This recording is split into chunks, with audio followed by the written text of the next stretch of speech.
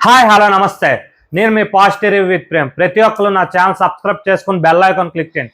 And ముఖ్యంగా ఇన్స్టాగ్రామ్లో నా ఛానల్ ఫాలో అవ్వండి ఫ్రెండ్స్. ఏదైతే ఈరోజు ఎపిసోడ్ జరిగిందో ఆ ఎపిసోడ్లోని మన రీతు, తనూజ, డెమోన్ మాట్లాడుకుంటారు. ఏదైతే నామినేషన్స్ జరిగాయి కదా దానికోసం మాట్లాడి 100% తను నన్నో లేకపోతే డెమోన్నో చేస్తుందని చెప్పి డిస్కషన్ చేస్తుంది తనూజ.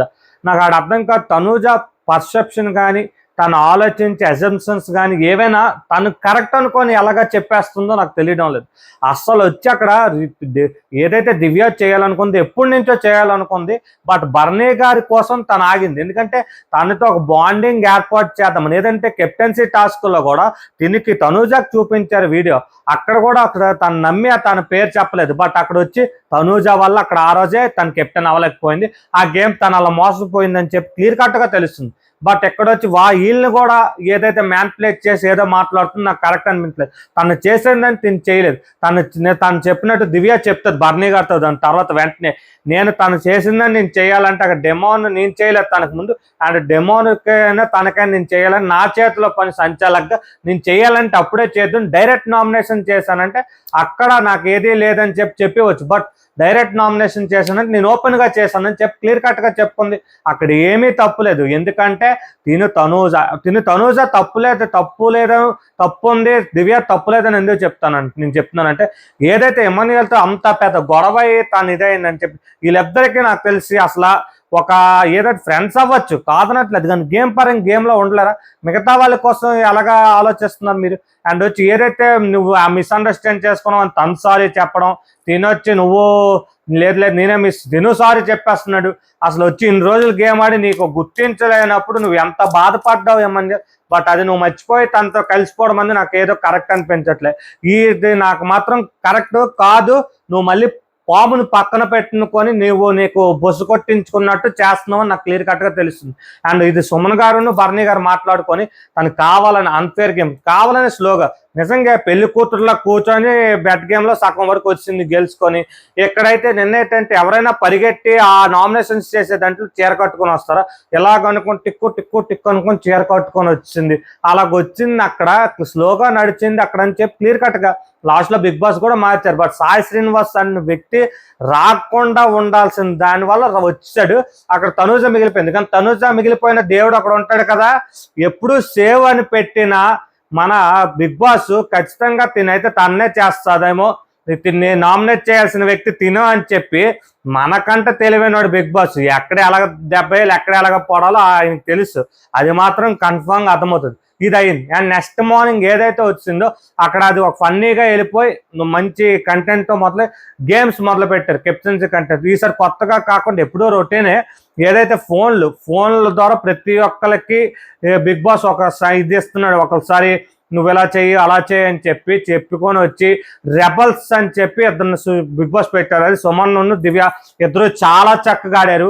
యాక్చువల్గా సీక్రెట్ టాస్క్లు ఇచ్చినప్పుడు ప్రతి ఒక్కరు కంగారు అయిపోయి టెన్షన్ అయిపోయి అంటే చెమటలు పట్టేస్తున్నారు. ఏదైతే తనూజ ఫోన్ ఫస్ట్ ఎత్తగానే రీతు అక్కడ వచ్చి నీకు సీక్రెట్ టాస్క్ అనిస్తుంది. బట్ వీళ్ళిద్దరి పేరు ఎవరు చెప్పలేకుండా ఆడి అంటే ఒక ఫన్నీ వేలో ఒక సీక్రెట్ టాస్క్ అని టెన్షన్ లేకుండా దివ్య చాలా అంటే సుమనానికి ఒక్కరికే ఇస్తే నాకు అవ్వకపోదును. దివ్యాన్ని కూడా యాడ్ చేయడం బిగ్ బాస్ చాలా చక్కగా ఆడినట్టు అనిపించింది. అండ్ ఏదైతే వీళ్ళు అప్పుడు ఒక 3 టీములు పెట్టారు బిగ్ బాస్ ఈ గేమ్లో.